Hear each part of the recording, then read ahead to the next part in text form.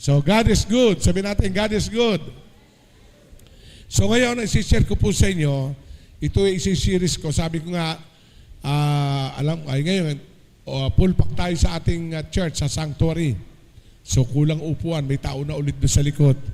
So, sabi ko, pinagpipray ko, ito ay 2 Sunday ko ituturo, ngayon at bukas. Ngayon at sa per Sunday, para ma-recall. Dahil alam nyo, ang lakas po ng impact sa akin na mga verses na ito, at ito yung minsan nasasabi ko sa isang mga leader, na talaga matutunan lang natin na prinsipyo ng Biblia, and there is a reason from God to bless us, to sustain us, and to promote. Kung maalalaman lang natin, madidiscover ang sikreto ng Biblia, mga kwento ng Biblia na talaga nakakamangha ang galaw ng Panginoon.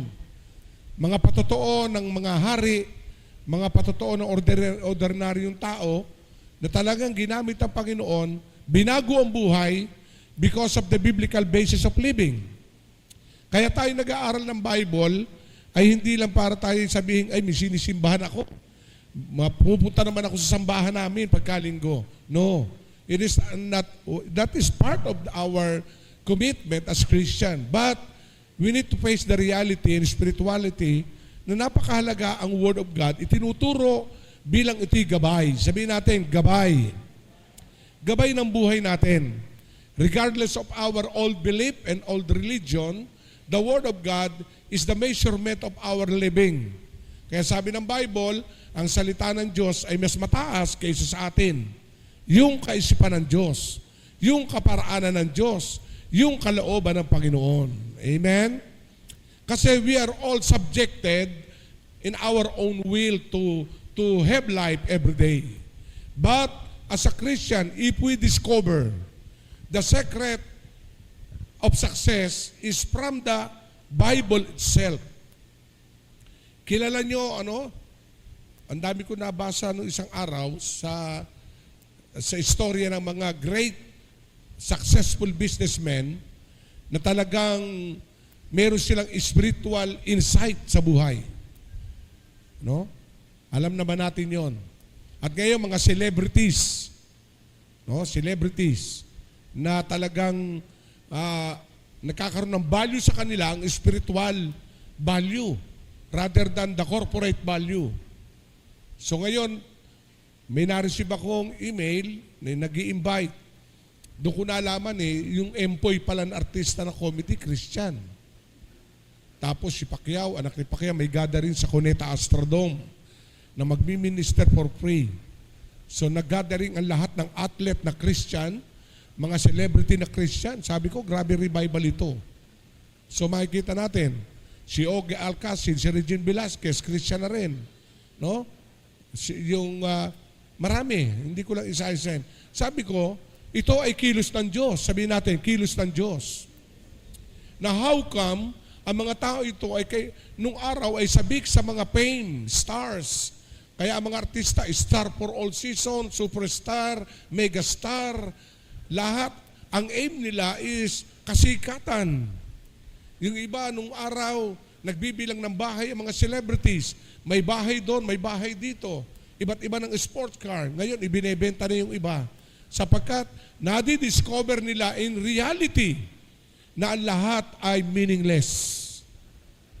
Are you with me? Lahat ay meaningless. One of the billionaire ngayon na talagang nakakaroon ng grabing sound and echo, si Ang na San Miguel? Ramon Ang. At the back of the family, Christian. Yung isang anak ni Henry C. na Junior, he is a Christian. No? Nakuha niyo po ba? He is a Christian. If you open the Facebook, ng YouTube, na yung anak ni C, nagte-testimony.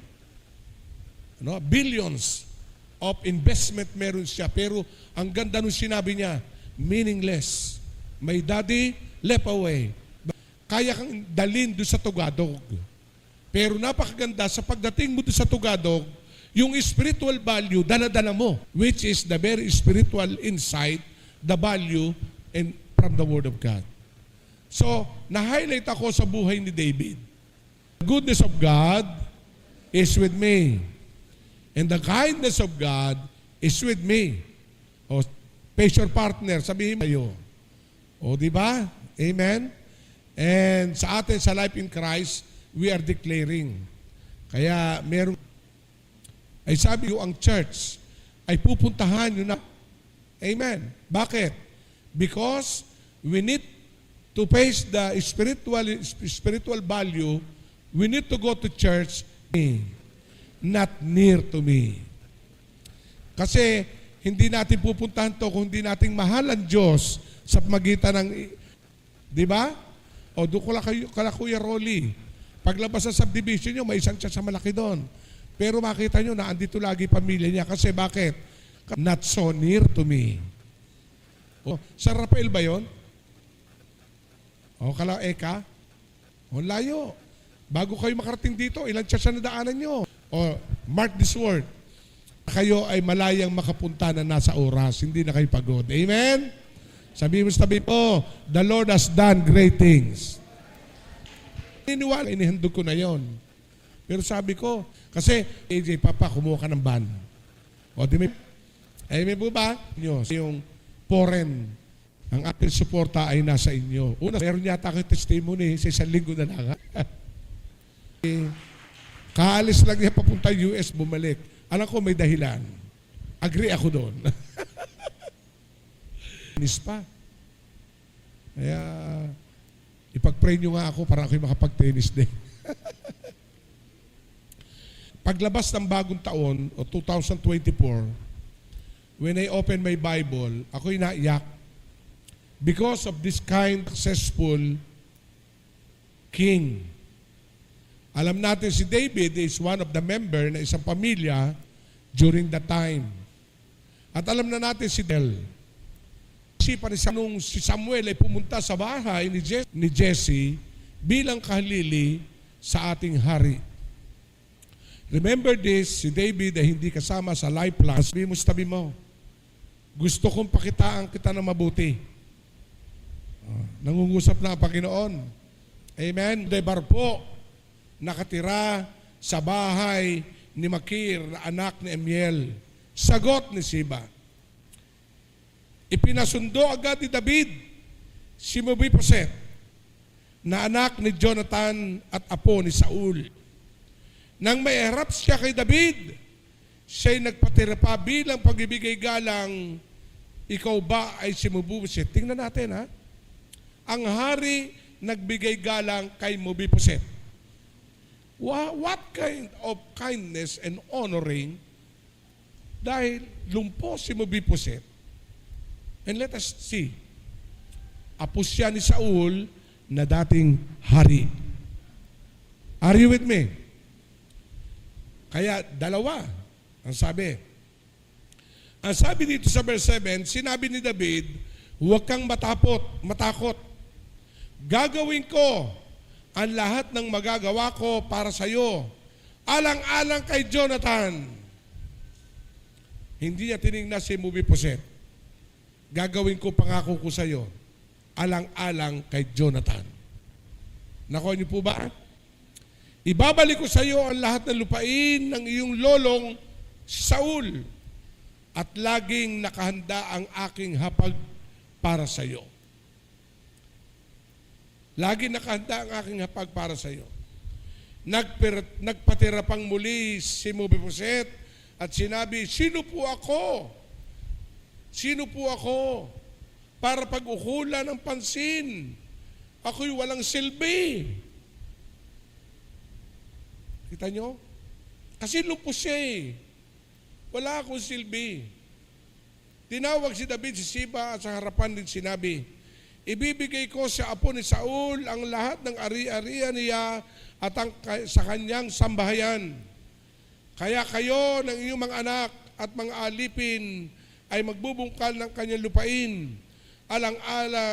Aalagaan ninyong mabuti upang may maani kayo ng sagana at mayroon sapat na pagkain ang sambahayan ninyo ng Panginoon. Ito ang climax to. Ngunit, Kita nyo? Ngunit, si Mebuboset ay sa aking sasalo ng pagkain. Wow! Ang mga anak ni Siba at 12 ang kanyang mga alipin, sila yung nagbungkal. Sumagot si Siba, masusunod po lahat ang utos ninyo, kamahalan. At mula nooy, kasalo na ni David si Mebuboset, parang tunay na anak. Are you there? Amen po ba? Si Mebuboset ay may bata pang anak na lalaki na ang pangalan Mika. Mula nga noon, ang buong sambahayan ni Siba ay naglingkod kay Mebuboset.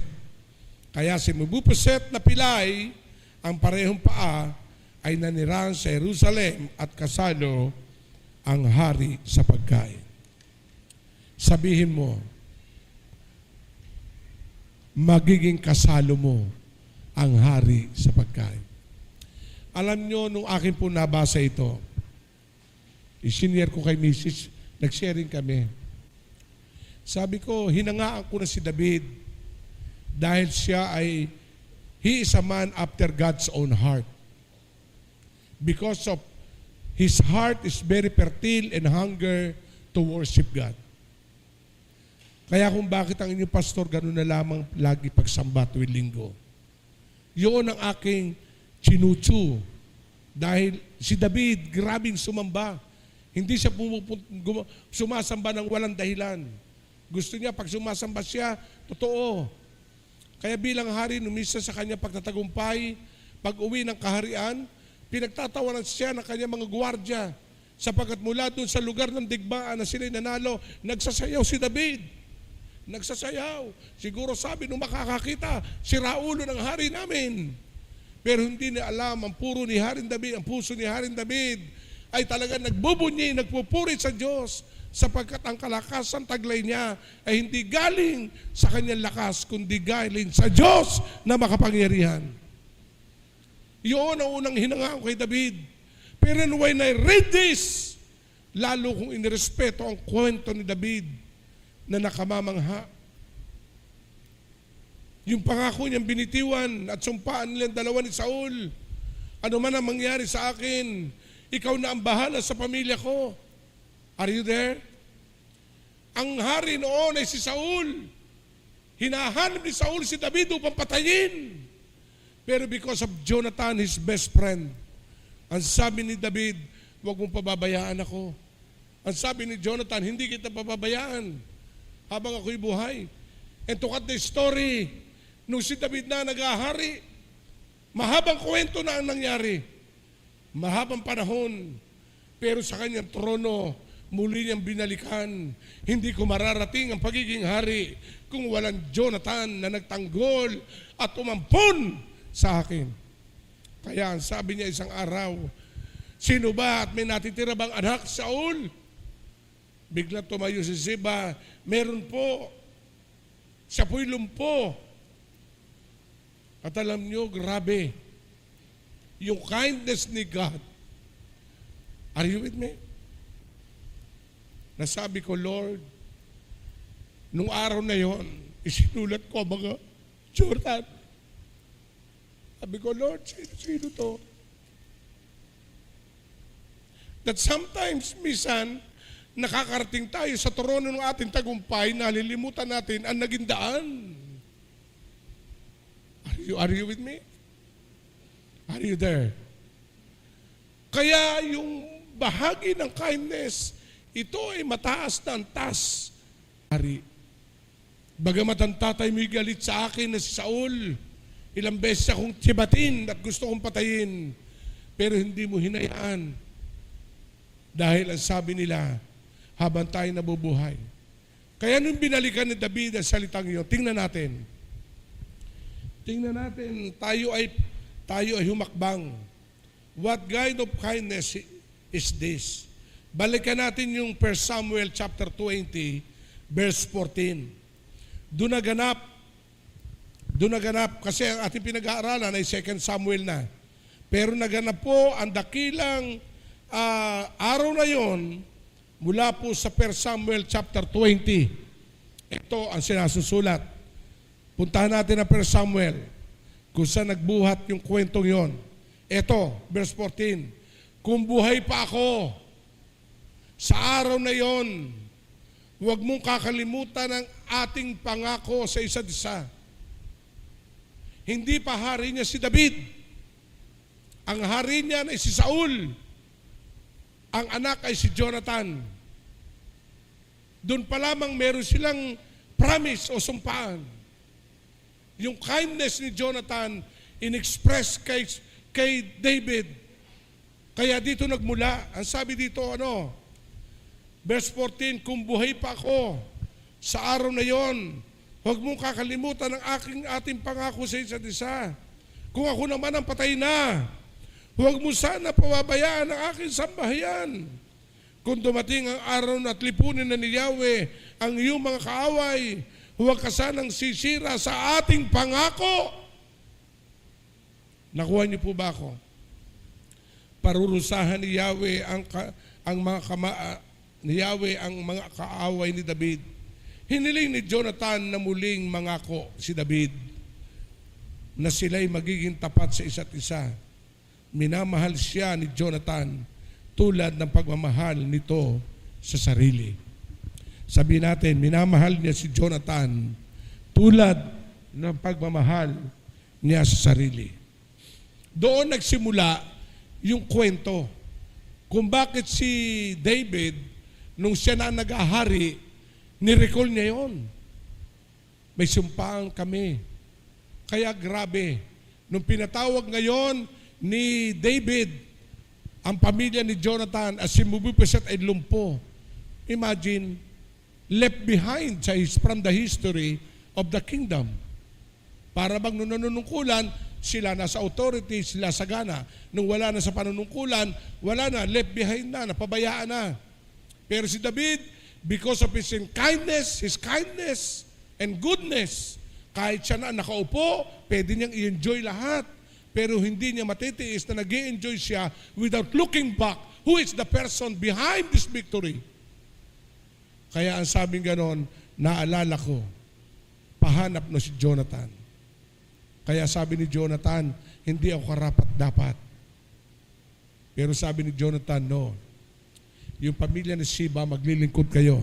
Pero ikaw, ang iyong pamilya, sasama sa aking hapagkainan. Marahil kung kayo ang tao, hahangaan si David. Ito ang gintong puso ng Life in Christ 2024. To be kindness to everyone. Amen po ba? Napakaraming pamilya naging Jonathan sa akin. Hindi ko na iisa-isahin. At sabi ko, Lord, ialaw mo na mula po 2024 maipadama dahil hindi tayo makakarating sa ganito without the Jonathan's family behind my back. Are you with me? At katulad yun din, hindi kayo makakarating sa yung present condition without Jonathan at the back of your success. Right? Amen po ba? The kindness of God. Lord, salamat. Pinagtiyagaan ako. Salamat, i-disciple ako. Salamat, Panginoon, na-share ako ng Word of God. Salamat, Panginoon. And something like that, Lord, ito. Tingnan natin yung naging effect. Let us go to our first point from this chapter. Yung kagandahan ni Jonathan, yung kindness, no? Yung pagpapakita ng magandang loob, magandang kabutihan. Unang-una, David treat him graciously. Sabihin natin, treat. Alam niyo ang tao, sa pagtatraso sa kapwa, nagkakaproblema. Nakuha niyo po ba ako? Lalo-lalo na yung leveling. Pag hindi ka ka-level, who you? Right? Nakuha niyo po ba ako? Para ba nagkakaroon na stiff neck? Na dati pwede ka naman sa 3-in-1, ngayon hindi ka mayayas, 3-in-1, gusto lang tayo sa Starbucks. Nawawala yung simplicity of life. Samantalang nung una, pwede ka naman kumain sa dahon. Ngayon, silver plate na, ayaw mo na magdahon. In other words, the way you treat people. And David tingnan natin yung gracious treatment to Jonathan. Siya ay lumpo. Ang lolo niya may problema sa kanya. Pero hindi tinignan ni Jonathan, ni David, ang lolo niya na gusto siyang patayin. Ang tinignan niya, si Jonathan na kanya pinangakuan. Amen? Sabi natin, David treated him graciously. Bakit graciously ang ginamit ko? Hindi lovingly. Because makikita natin, graciously, hindi tayo perpekto. But we need to treat them as good person like you treated from somebody. Amen? Amen po ba? Yung treatment. Kaya sabi nga ng Bible, na nagpapakababa, itataas ng Diyos. Pag kayo nagpapakataas, ibababa ka ng Diyos. Samantalang ibinababa ang tinataas ng Diyos ang estado ng buhay. Huwag mababago puso mo na nasa mababa pa rin. Amen? Amen po ba? Hello? Sabihin mo sa tabi mo, lilingunin mo naman ako. Pag malayo na narating mo. Amen? Amen? Panapakan natin ang Panginoon. Lingon-lingon ng kaunti ay hindi huyo, so baduy. Kasi yung leveling ng buhay niya iba na. Ang gusto niya piliin ang kanyang barkada sosyal. Nako niyo po ba ako? Pero si Jesus, gusto niya puntahan ng community, gusto niya puntahan ng mahihirap, sapagkat ang ginagawa niya na mabuti ay yung hindi makakagawa sa kanya na mabuti. Sapagkat kung ikay gagawa na mabuti sa mabuting tutulot sa iyo, ano pa ang nagawa mo? Kaya kahit wala siyang magagawa, gawan mo siya ng mabuti dahil kung di siya makaganti, ang Diyos ang gaganti. Amen? To be kindness. Amen po ba? Kaya habang ka tinataas, okay lang. Maliitin ka ng tao, gagawin ka malaki ng Diyos. Amen? At pag ikay malaki na, lingunin mo lang sila, walang panghusga, sabihin mo, narito din pa rin ako, touch me, and call my name, I'll be there. Amen! Palapakan natin ang Panginoon. Kaya the way to treat person, kaya napakahalaga. Kita ko kung paano umaasenso ang iba sa inyo. And I'm so grateful, hindi nagbabago kayo. Kaya naman ako'y nagpipray, Lord, lalo mo silang pagpalain, lalo mo silang itaas ang paasensohin. Amen? Amen po ba? Kasi doon sa Luke chapter 5, may story doon, hindi makapanghuli ng isda si Pedro, walang mahuli. Walang laman ng bangka. Pero nung nagkaroon na ng huli ang bangka, hindi siya nagsolo, kinawayan niya ang kanyang kasama at ang sabi, babahaginan ko kayo ng huli ko. Dahil kung di ako magbabahagi, lulubog ako. Kaya ano sabi ng Bible? Kaway-kaway. Sabi mo, kaway-kaway. Kaway-kaway naman. Kasi pag may problema, kaway-kaway. Pag may sakit, kaway-kaway. Pag may pagpapala, walang pansinan. Aba, what kind of kindness you have? Hello? Manginginang ang greatness ng Panginoon and kindness of God through you. Remember this. 2024, I am so excited. The Lord elevate our status of living. Do you believe? Kasi hindi ka bibigyan ng Diyos ng pagpapala na mawawala ka sa Kanya. Kaya si Solomon ano sabi, ano gusto mong ibigay ko sa iyo samantalang ikaw ang hahaliling hari sa iyong amang si David? Hindi siya humingi ng kingdom, hindi siya humingi ng ginto. Ano hiningi niya? The wisdom to know good and evil and the contrite heart. Pag yun ang meron tayo, ano sabi ng Bible kay Solomon? Lahat ng hindi hiningi ni Solomon, ibinigay sa kanya. Kaya mark this, pag okay ang heart mo, ang isipan mo, yung hindi mo hiningi, ibibigay sa iyo. Amen? Di ba kayo natutuwa sa Diyos? He's very grateful and kindful. Kaya alam nyo, kita ni Mrs. ba't ka umiiyak? Ewan ko, iba dati. Yung ibang leader, nasirang ko na ito. Sabi ko, huwag niyo masisi si Bishop kung bakit ipinararamdam ko ngayon. panahon na maramdaman niyo ako sapagkat nung araw, kayo nagpaparamdam sa akin. Amen po ba? Hello? Sabihin mo, maramdaman kita, mararamdaman mo. And that's true. Kaya ilan yung sinulat ko, umiiyak ako. Salamat, Panginoon. Hindi perpekto si Jonathan. Hindi perpekto si Saul. Hindi perpekto. Pero hindi yun ang tiningnan ni David. Ang tiningnan niya yung solid foundation of the friendship between Jonathan and David. Nung kung ikay buhay, huwag mo pababayaan ang pamilya ko. Nagkamangap nga ako, ayaw lang ni Mrs. Pag ako'y namatay, kanino ko iiwan ang pamilya ko? Isinulot ko na.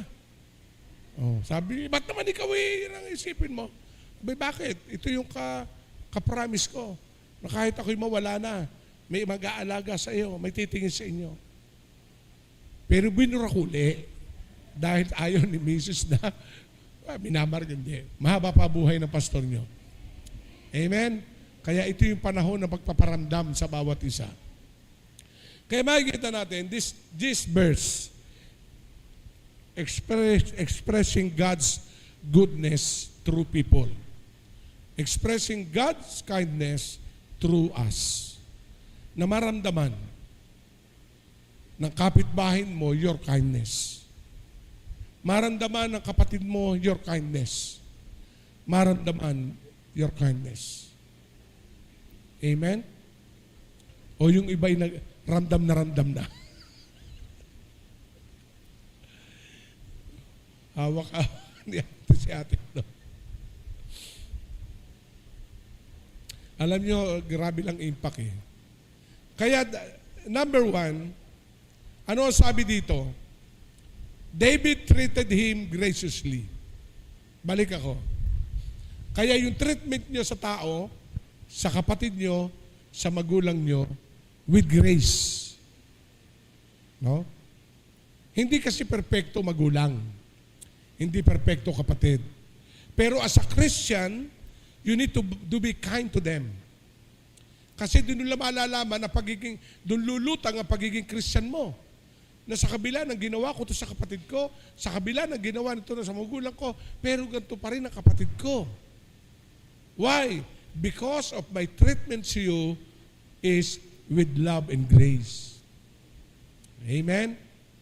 So that is the first point na nakita ko po dito.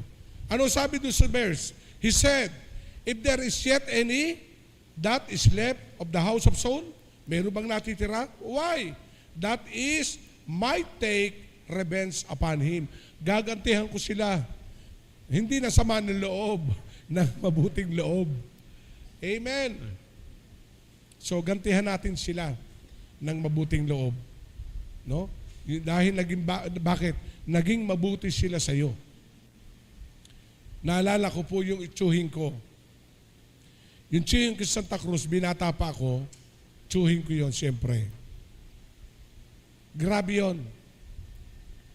Kumbaga sa titulo, kinatatakutan sa aming barangay. Ang tawag namin doon ay si Kuya Guadencio. Naging konsehal nga, ewan ko ba kung naging konsehal yun.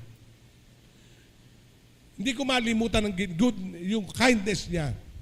Dahil ako nung high school, medyo bibo, medyo hindi maganda. Nagkaroon ng kagulo sa Santa Cruz Market. Kasi ang mga barkada ko, batang palengke ako noon eh. Kaya kinukwento nga ni nanay ko sa misis ko, Naba, yung asawa mo ni binata, mag-uwi ng bag, kumpletong pangsigang. Ay para akong siga. Pagpasok ko ng palengke, may dala akong bag. Ate, 3 buto. Nanay, 2 gulay. Pagdating ko sa dulo, puno na pasigang ko. Sabihin ko sa nanay ko, Nayo, saan galing yan? Okay na yan. So saka medyo may kalokohan taglay. Hanggang sa dumating ang sandali, nagkaroon ng rumble, ang batang palengke, ako yung una sumapak. At ang nakasapak ko pala, yung siga ng Duhat. Bago pumasok ng baryo namin, no, barangay Duhat. Siya pala ay kung tawagin ay Boy Bunot. Labas-pasok sa bilangguan. So noong ako'y pauwi, nandun ako sa jeep. namumulaklak na ang tao doon sa kanto ng gatid. Nako, sabi ng tsuhin ko, sinasabi ko na nga ba Jimmy, magtago ka sa likod. Hinahanap ng barkada. 1 linggo akong di nakalabas. At ito yung senaryo, yung kindness ni God. Araw ng mga patay, November 1, dumalaw kami sa tsuhin ko, kasama yung tsuhin kong yon. Nakasalubong ko yung boy bunot, may 3 kasama. Kitang-kita ko, humugot ng 3 kantos. Sabing gano'n. Ay kita niya. Inunahan niya, boy bunot. Goti, ikaw pala. Tinago. Alam ko kayo may atraso sa iyo pamangkin ko. Alsin mo yan nasa tagaliran mo. Pag ginalaw mo ang pamangkin ko, uubusin kita. Kilala mo ako. Hindi, pag-usapan natin to. To cut the story, hindi natuloy hanggang sa na-reconcile. Mula noon tinandaan ko siya. And my kindness and His goodness ito. Nagtatrabaho na ako. Pag-uwi ko na Santa Cruz, baba ako ng gatid, naandun yun. Ang aking guwapong pamangkin, ang ganda na sapatos mo. Walang pag-iisip, hinuhubad ko. Tiyo, akin ang sinelas mo. Bakit? Sa'yo na to. Isa lang inisip ko, your kindness to me, iniligtas mo ako. Nakuha niyo po ba ako? Amen. Tapos, bisa uwi ako, kita yung t-shirt ko, uso nun ng hens. Ay dahil nga ikaw ay mabarkada, yung 5-finger na rewana ang tatak ng aking hens Pag uwi ko, sabihin ng pistuhin ko, ang ganda ng t-shirt mo, bagay sa akin. Tiyo, hubarin mo yung sando mo, palit tayo. At alam niyo sa aming barangay, kaya pagka Pasko, pamangkin. Hindi ako nagsasawa to express the kindness. At lalo nung nalaman ko, ako pala ay sanggol, ay alam ni Mrs. Yung ako pala ay mayroong taol. Ano ba yung taol? Yung nangingitim. Bagay, maitim pa rin naman ako hanggang ngayon. Ako daw ay talagang nag-choke na. Nabarahan ng plema. Hindi mas, ang kailangan ng doktor is-sanction. Ay sabi ng doktor, sino? Dumating daw yung lolo Andoy ko. Yun na sumipsip sa ilong, para bang sumipsip ng tolye. Nung pagsipsip daw sa ilong ko, nadala yung plema. At pagkatapos, nagdura. Bigla daw ako, Nanay ko nagkwento. At mula noon, nalaman ko, nagtatrabaho ko, kada Pasko, may dala ako sa kanya. Lolo, yung aking apong sinipsip ko ang ilong. Di ba? Amen? Lolo, ito po yung queso de bola, ito po yung cheese. Bilugan cheese kasi noon nasa San Miguel ako, libre yun. Lolo, kaunting Ayun nga lang, sabi, tama-tama, meron kong pasugal. Pero sabi ko, sige, hanggang sa namatay. Nung namatay, dinalaw ko. Sabi nung mga anak, sinasabi ko na, hindi mo malilimutan ang lolo Andoy mo.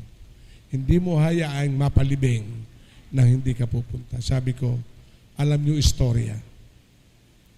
Misa sa ating buhay, hindi lang tayo binibless ng Lord dahil mabuti ka. Ang dahilan kung bakit ka binibless, noong pa man naging mabuting tao ka na. Amen? Amen po ba? Kaya may dahilan na i-promote ng Diyos ang buhay mo because ikaw ay karapat-dapat. Because God is very kind. Amen? Palapakan natin ang Panginoon. God is very kind. Kaya that is number 1. David treated him graciously. Kinukuha lang po yung point. And number 2, David called him personally. Sabihin natin personally. Ba't sinabing personally? Ang ibig sabihin, you honor the person. Pwede namang ipatawag lamang ni David sa kanyang mga security. Right? Ang ginawa niya ay inalam lang kung saan nakatira. Pero ang ginawa niya, pinuntahan niya. Ikaw ba? No? Ikaw ba? Si Mephibosheth? Ako po yung anak ni Jonathan. apo ni Saul. O kung ganon, huwag ka matakot. O, kasi biro mo ha, during that time, ikaw ang humarap sa hari, ewan ko lang naman. Right? Sabihin mo, sino ako para ako tawagin ng hari? Pero makita natin yung honoring personally. Ano ang sabi? Mula ngayon, ikay kakain sa hapag ng aking lamesa. Siguro kung kayo ang isa sa constituent ni David, magtatanong ka, ala, sino kaya yung lumpong yon? Yung hindi nakakaalam ng istorya, makinig kayo, yung hindi nakakaalam ng istorya, siguro sasabihin ng tao, may kinikilingan ng hari, di ba? Nakuha niyo mo ba? Amen? Yung hindi nakakaalam ng istorya, ba't yun lang lagi kasama ni David? Ba't yun lagi kasama sa pagkain? Ba't yun lagi pinupuntahan? Yung hindi nakakaalam ng istorya. Pero kung yung nakakaalam ng istorya, sasabihin, how kind si David.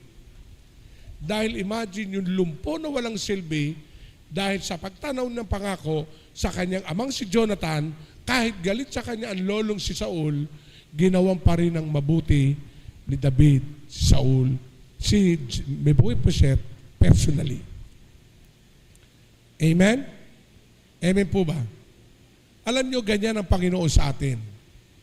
God, David representing our God. And we are representing Mephibosheth.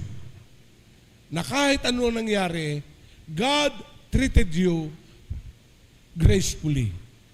And God, ang calling you personally, He called you by your name.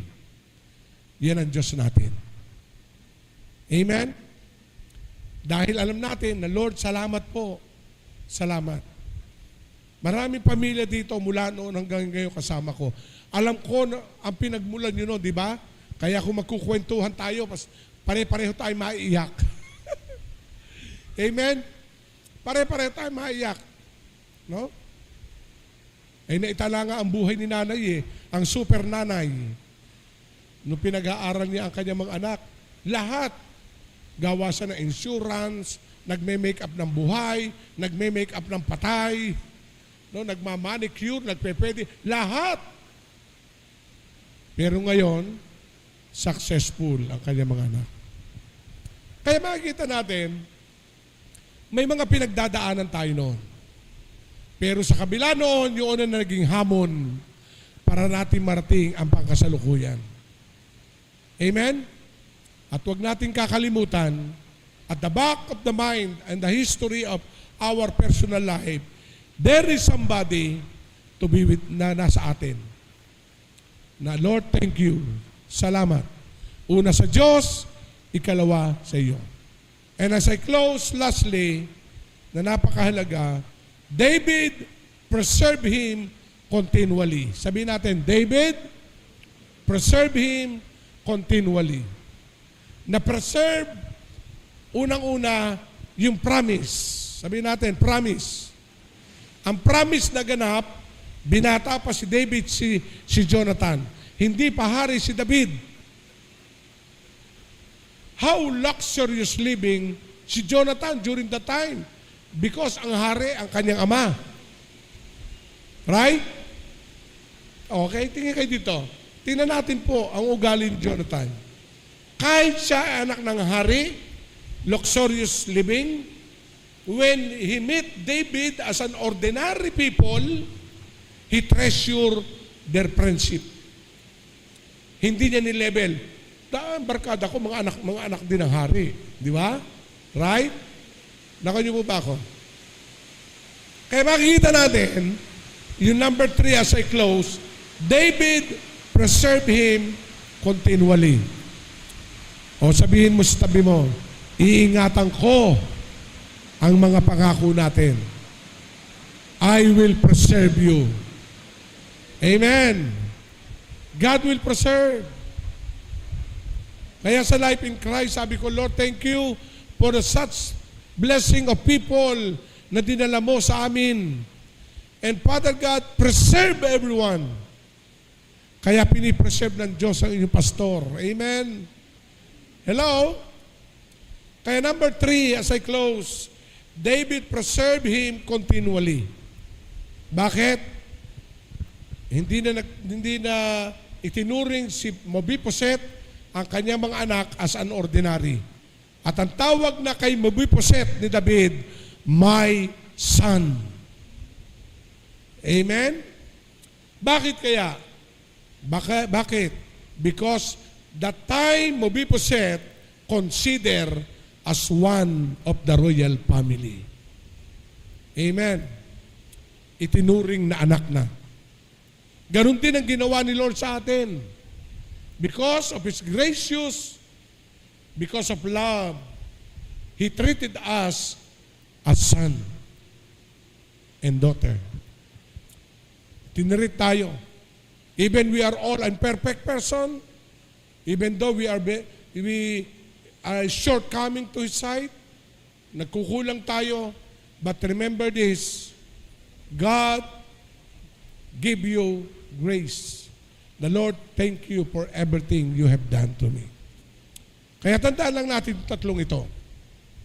Yung huli, David preserved him continually. Kaya sabi ko nga sa mga leader, wala magmamahal to preserve the life in Christ kundi kayo. And also, I telling to everyone, life family, taas ang kamay. Please raise your hand. Kayo ay regalo ng Diyos sa ministering ito. Walang magpipreserve sa church kundi kayo. Amen? Amen po ba? Walang mag-iingat sa church na ito kundi kayo. Walang susuporta. Hindi po tayo nakatingin sa pastor, bagamat mahaba pa buhay ng inyong pastor. Mahirap yon. Pero ang Diyos ang magpipreserve sa bawat isa. And we need to treasure. Yung number 2, David called him personally. Kasi Mephibosheth, personally, inakap ni David. From the imperfection of Mephibosheth, David embraced Mephibosheth personally. Huwag ka matakot. Sabi ni Mephibosheth, wala po akong magagawa. Ako po isang lumpo. Wala po ako. No. Anak kita. Mula ngayon, kasalo kita sa hapagkainan. Wow. Amen? Ang ibig sabihin, anuman ang narating ko, ipararamdam ko sa iyo. Kaya ano sabi niya? Ibabalik ko sa iyo, no, ang lupain na ito ay dapat sa lolo mo. Ipararamdam ko sa inyo ang lahat ng iyon. Amen? Personally. Kaya si David nakakahanga. And I believe maraming life in Christ ang i-raise up like David. Amen? Amen? Marami. Hindi tayo magtataka. Ngayon, nagsimula na ang Diyos. The Lord has done great things. Kaya nagugulat ako. Sabi ko, Lord, grabe. Binless mo na. Pati si Bossing OJ, ang ganda ng kanya electric car. Oh. Di ba? Pasakay nga. O, di ba? So, napakabuti ng Panginoon. And number 1, before we pray, David treated him graciously. We need to change how to treat person. As I close, dito kayo tumingin. Huwag magbabago ang pagtingin ng tao sa inyo. Huwag din magbabago ang pagtingin mo sa tao. Lalong higit, pag natutupad na mga pangarap mo, you need to treat them graciously. Dahil ang sabi ng Bible, ang mapagkatiwalaan, pagkakatiwalaan sa malaki. Nakuha niyo po ba ako? Noong isang araw may nag-chat uli sa akin. Yung asawa niya, kaibigan ko, pastor from Bulacan. Binata pa ako, binata siya, pastor na. Nag-asawa ako, nag-asawa siya. Sa hindi inaasahan, namatay yung kanyang asawa, yung pastor. Tawag sa akin, Bishop, kayo mag-service sa asawa. Randam ko, kaibigan ko kayo. Nadadalaw ko siya noon, tinutulungan. Then nag-chat uli sa akin isang araw, Bishop, okay na pakiramdam mo, nakikita ko. Dalawin mo naman kami. May Thanksgiving kami. Sabi ko sa kanya, magpapaalam ako sa Diyos at sa asawa ko. Pinayagan naman ako, pinayagan mo na ako. May driver naman ako. Anong nakita ko dito? Ibinabalik ako ng Diyos sa mga tao na dati kong kasama. Kaya sabi ko, I'm so excited. Kung kayo naging very kind sa kapwa, God is also very kind to you. Right? Amen? Kaya when you treat others, treat them graciously. Treat them. Wala siya ngayon, pero i-treat mo graciously. Pag narating naman yung dating wala na nagkaroon, babalik din sa'yo.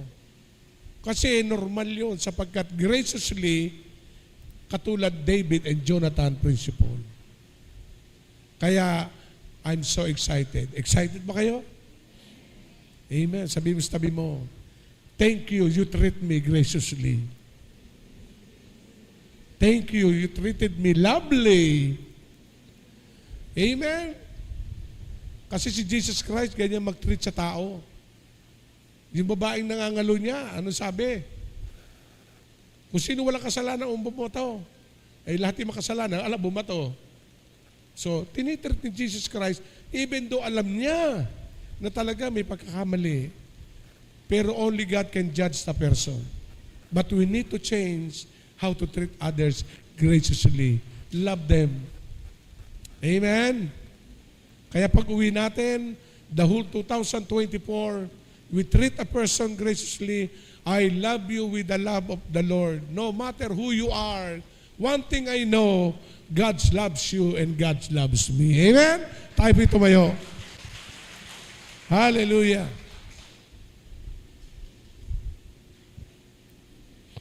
God is good. God is very kind.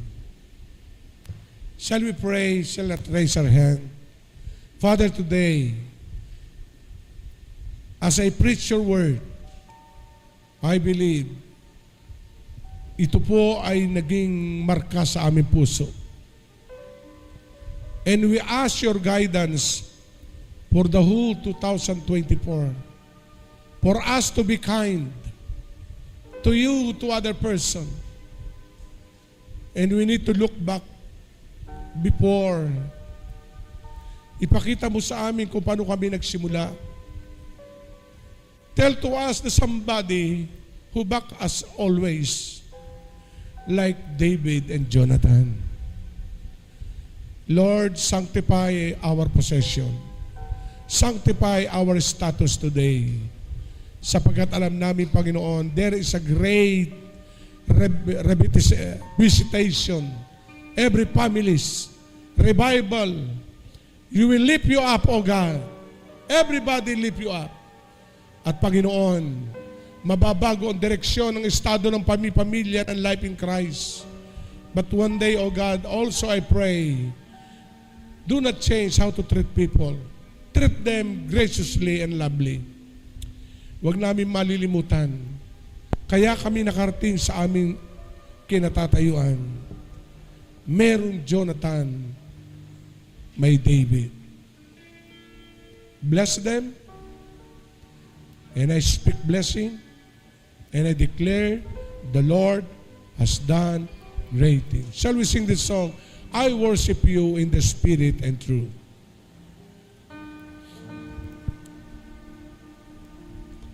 Oh,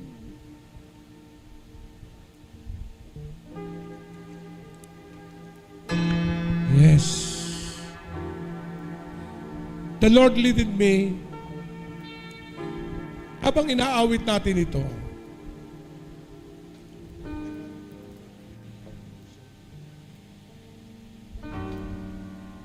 babae sa babae, lumapit kayo sa isa.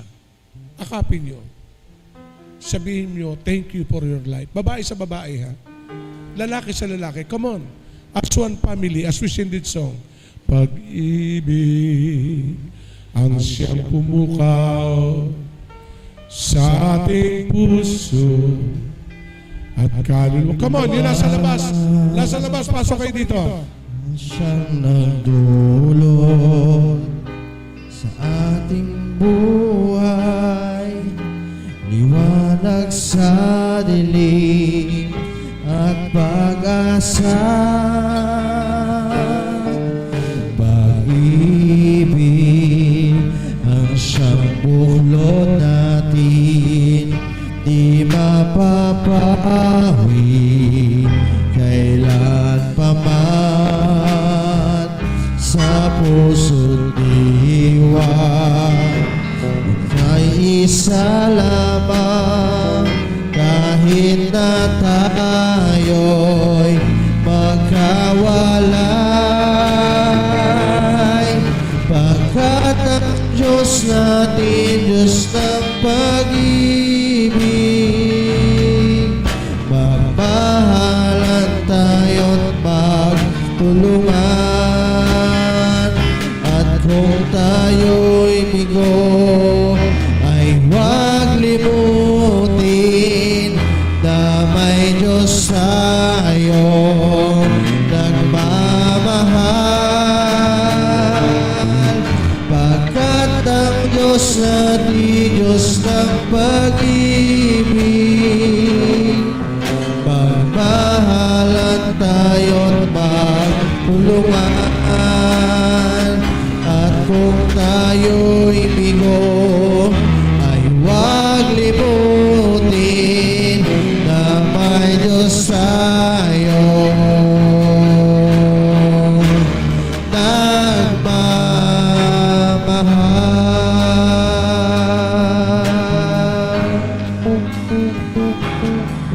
Pagkat ang Diyos natin, Diyos ng pag-ibig.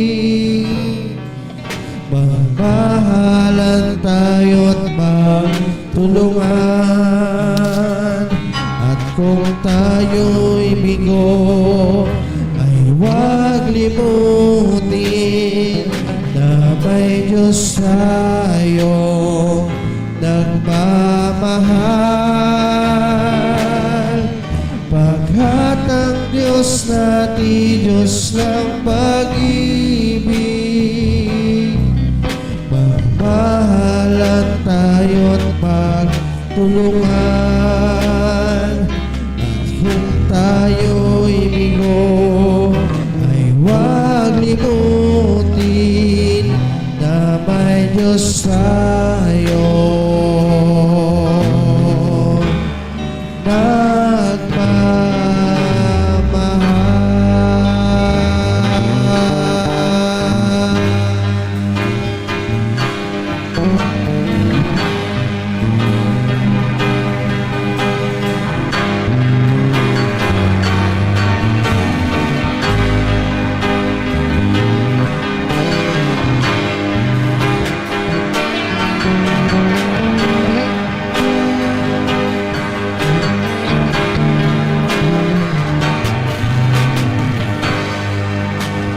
Amen. Praise the Lord. Palakpan nga po natin ang Diyos sa buhay.